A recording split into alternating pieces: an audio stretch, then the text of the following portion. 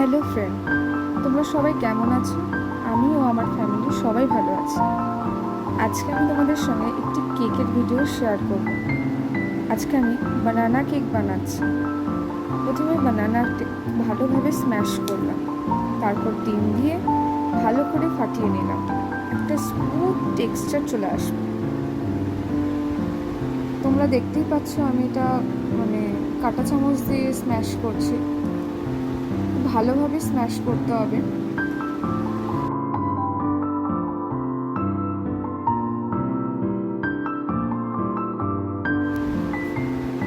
আমি এখানে 3টে কলা ও 3টে ডিম দিয়ে ভালো করে ফাটিয়ে নিয়েছি। তোমরা তোমাদের পরিমাণ মতো ডিম, কলা এসব ব্যবহার করতে পারো।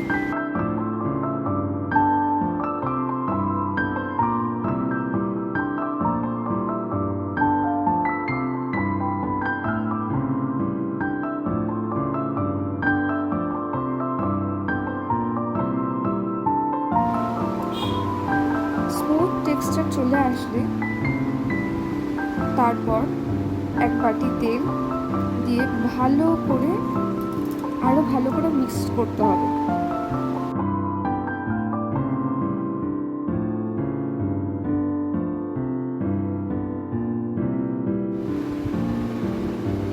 কেকে মিক্সিংটাই বেশি মেন।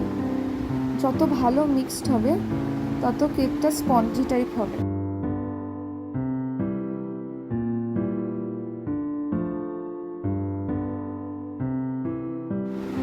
এবার একটা ছাঁকনি নিয়ে 1 বাটি ময়দা, 1 বাটি কোকো পাউডার, 1 চামচ বেকিং পাউডার,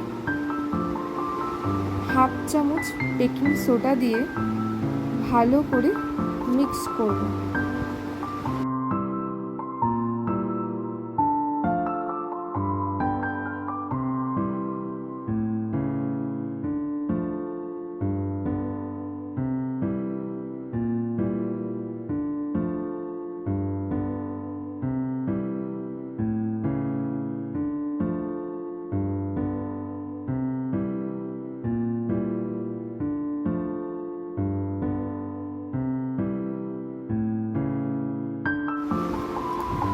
আমি একটা ভুল করে ফেলেছি যে আমি চিনি যেটা নিয়েছি 1 বাটি, সেটা আমি গুঁড়ো করে নিই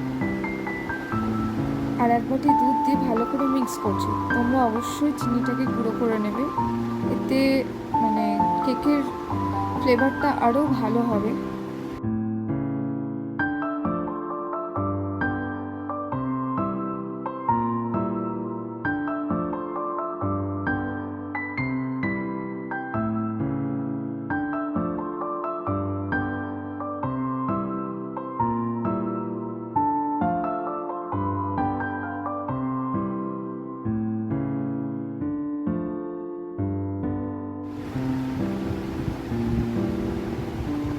আমার ওভেন না থাকার জন্য আমি একটা চায়ের বাটিতে একটু তেল ব্রাশ করে নিয়েছি।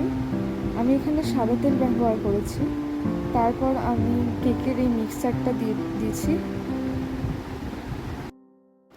আমি কেকটা প্রেশার কুকারে করব, তো প্রেশার কুকারটাকে আমি 5 মিনিট হাই ফ্লেমে রেখেছিলাম এবং কুকারের যে বাসি ও গোল যে তারটা থাকে সেটা খুলে রেখেছিলাম। তারপর একটা স্ট্যান্ড দিয়ে রেখেছি। এবার এই কেকের যে বাটিটা আছে সেটা তার মধ্যে রেখে দিয়েছি এবং প্রেশার কুকারটাকে ভালো করে আটকে দিয়েছি। 35 মিনিট পর আমি খুলেছি। আর আমি গ্যাসের যে ফ্লেমটা আছে খুবই কম রেখেছি। তোমরা পারলে কমেই রেখো, হাইতে প্রথমের দিকে রাখবে। তারপর তোমরা দেখতেই পাচ্ছ একটা স্পঞ্জি বানানা কেক রেডি হয়ে গেছে। এর উপরে চকো সিরাপ ও আমন্ড ক্রাশ করে দিয়েছি।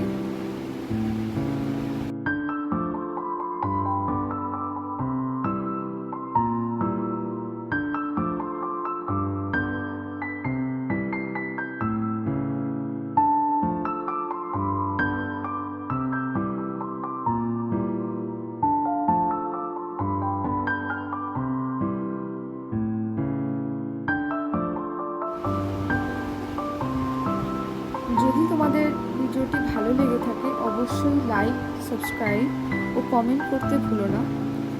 এতক্ষণ দেখার জন্য সবাইকে অত্যন্ত ধন্যবাদ।